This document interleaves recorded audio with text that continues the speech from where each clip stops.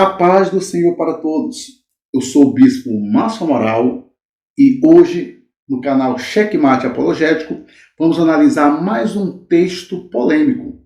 O texto fica lá em 1 Coríntios, capítulo 14, versículo 34 e versículo 35. Esse texto parece ordenar que a mulher fique calada na igreja. Será mesmo? Vamos ver.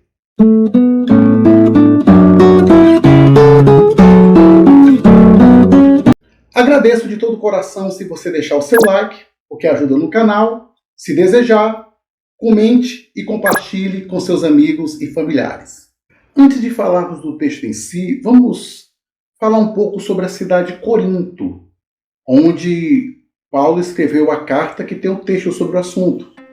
A cidade de Corinto se localizava ao sul da Grécia e no primeiro século era uma das cidades mais prósperas e mais populosas do mundo, com 250 mil habitantes, que era uma grande população para o mundo da época.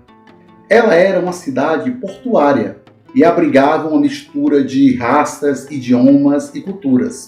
Porém, no ano 44 a.C., Júlio César funda sua colônia ali. Corinto ressurge ainda mais pujante, tanto na sua cultura como no seu comércio. Na antiga Corinto, a arqueologia descobriu que haviam cultos a diversos deuses, além de vários prédios de culto a heróis, além da existência de várias fontes sagradas, sendo a mais famosa delas a Peirim. Na invasão de 146 pelos romanos, obliterou grande parte do passado religioso de Corinto.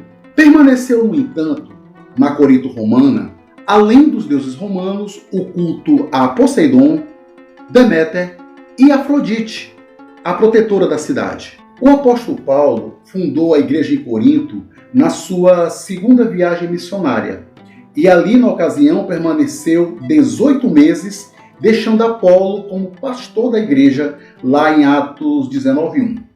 O motivo do apóstolo Paulo enviar sua primeira carta aos Coríntios foram os vários problemas que haviam ali, entre eles a divisão que gerou grupos que se rivalizavam, o uso errado dos dons espirituais, a debilidade moral, a negação da ressurreição dos mortos e a desordem nos cultos. Infelizmente, ateus e grupos coletivistas como o feminismo usam o texto de 1 Coríntios para afirmar que a Bíblia ensina a misoginia, gerando assim cristãos machistas e opressores. Outros usam o mesmo argumento baseado no mesmo texto, mas por ignorância, dando apenas uma interpretação superficial do texto como se fosse verdadeiro. Na cidade de Corinto haviam as prostitutas cultuais da deusa Afrodite.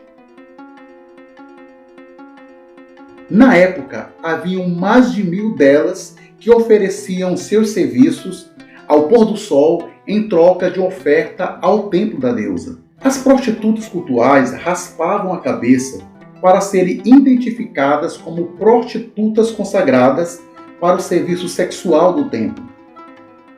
Por causa do grande lucro que vinham por essas mulheres, elas teriam um grande destaque na época. Tinham, por isso, o direito de falar em audiências públicas, em igualdade com os homens. Segundo alguns, Paulo teria recomendado o silêncio das mulheres para evitar que essas prostitutas cultuais, nas reuniões da igreja, incentivassem o culto a Afrodite. Uma vez que nenhuma mulher falasse, a possibilidade de uma infiltrada de Afrodite divulgar a falsa fé se anularia. Outra teoria é que essas prostitutas cultuais, algumas delas teriam se convertido, mas levaram a forma irreverente nos cultos cristãos, resquícios da liturgia antiga que tiveram. O apóstolo Paulo teria sabido que essas mulheres estavam causando problemas na igreja, falando de forma autoritária aos homens, sejam maridos ou líderes, gerando assim a recomendação para ficarem caladas na igreja, evitando com isso a desordem do culto e a incoerência das mulheres repreendendo homens, algo não tolerado na mentalidade judaica, o qual parte da igreja era formada. Para se entender o texto, deve-se levar em consideração a cultura da época e do lugar e o assunto do contexto.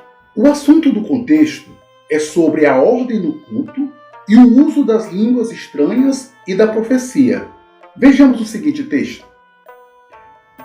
Que fareis, pois, irmãos, quando vos ajuntais, cada um de vós tem salmo, tem doutrina, tem revelação, tem língua, tem interpretação. Faça-se tudo para edificação. 1 Coríntios 14, 26.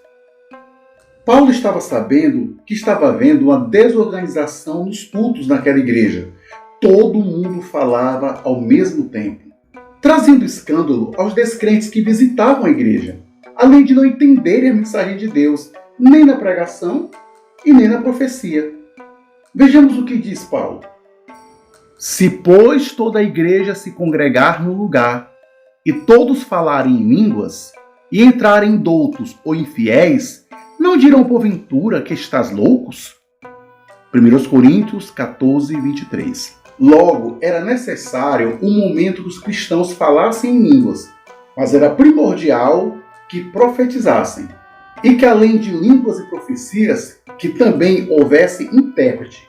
Caso contrário, ficassem calados. Observem que ficar calado no texto se refere à organização do culto local, e não um silêncio absoluto, e sim falar baixo, consigo mesmo ou com Deus, e não em voz alta em destaque, como Paulo diz no versículo 28. No versículo 29 também ensina que cada profeta deve falar por vez, e os demais julguem. Isso quer dizer que os presentes no culto deveriam analisar se as profecias estavam de acordo com a palavra de Deus e coerente com os ensinos apostólicos. O versículo 30 recomendava que todos ficassem calados quando alguém trazia uma revelação vinda da parte de Deus. Daí chegamos no versículo 34, que começa dizendo o seguinte: As vossas mulheres estejam caladas nas igrejas, porque não lhes é permitido falar, mas estejam sujeitas, como também ordena a lei. Esse texto é uma continuidade do contexto onde está inserido, ou seja, na organização do culto e da profecia.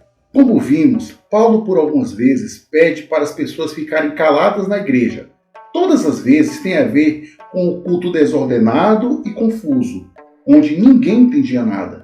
Ele havia recomendado que todos não falassem em línguas de uma só vez e que se houvesse um intérprete, que se calassem. Que se houvesse revelação, os demais também deveriam ficar calados.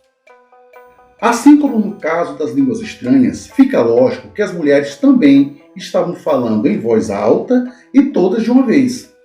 O texto segue a mesma linha de raciocínio de prejuízo aos frequentadores do culto, que eram prejudicados pelas pessoas que falavam em voz alta e ao mesmo tempo.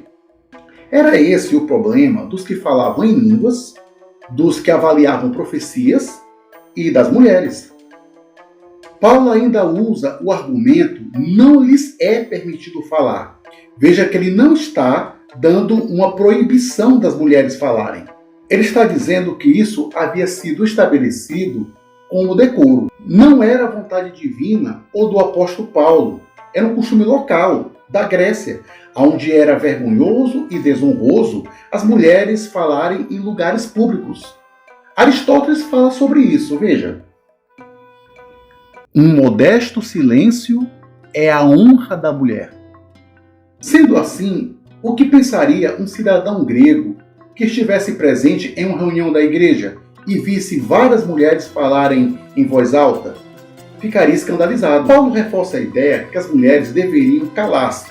Além da balbúrdia que isso trazia, tem a questão cultural do decoro das mulheres falarem em público. Por exemplo, existem lugares que para se entrar tem que tirar o chapéu. Em alguns templos religiosos, as mulheres têm que, ao entrar no templo, colocar o véu. No templo judeu, os homens têm que colocar o kippá. Existem lugares que, para entrar, tem que ficar em silêncio. É o caso de bibliotecas. Nos Estados Unidos, por questão de decoro, um aluno não pode chamar o professor pelo primeiro nome. Na Coreia, não pode se cumprimentar primeiro a esposa antes de cumprimentar o marido, por questão de decoro. O fato é que, dependendo do lugar, é necessário respeitar determinadas regras. Mesmo que você não goste ou que você discorde, é necessário cumprir por decoro. Paulo aplica essa recomendação observando o costume local. Paulo recomendou o seguinte: portai-vos de modo que não deis escândalo, nem aos judeus, nem aos gregos e nem à igreja de Deus. 1 Coríntios 10:32. O texto ainda acrescenta: mas estejam sujeitas, como também ordena a lei. Essa parte do texto está ligada ao versículo 29, onde os demais frequentadores poderiam analisar ou não a veracidade de uma profecia de forma pública. É possível que acontecia que esposas estivessem perguntando ou até reprovando maridos que haviam profetizado, ocasionando assim uma reprovação do ponto de vista cristão e até mesmo do ponto de vista judaico. O Paulo queria, no mínimo, impedir a possibilidade das esposas avaliarem ou reprovarem aos seus maridos, desobedecendo assim a mensagem cristã.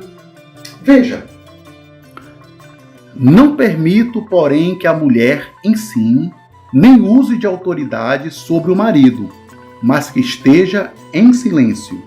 1 Timóteo 2,12. No versículo 34, usa a expressão assim como diz a lei.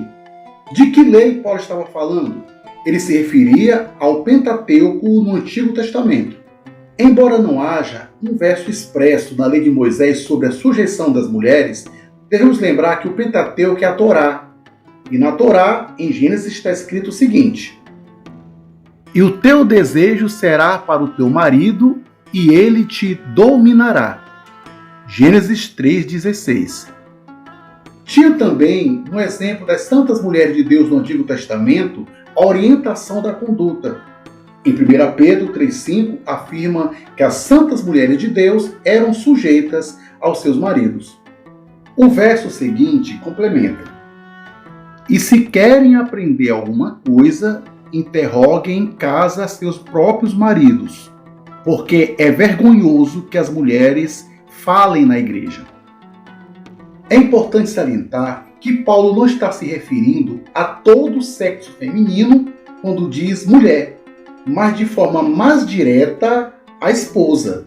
Logo, o problema parece que estava localizado no comportamento das esposas e não de todas as mulheres. Segue a mesma linha de raciocínio. A mulher, por causa do costume local, perguntava suas dúvidas aos seus maridos em casa. Era bem possível que, sendo a mulher menos letrada, poucas sabiam ler, perguntavam assuntos e mensagens aos seus maridos durante o culto. Logo, muitas falando ao mesmo tempo, além do barulho que deveria fazer, gerando a desordem, era vergonhoso falar, por causa da cultura, do decoro da sociedade grega quanto à mulher falar em público.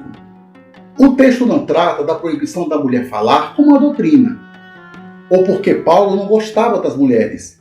Era uma circunstância local e provavelmente era um problema específico daquele momento. A prova disso é que claramente o ministério da mulher era presente e público em situação normal.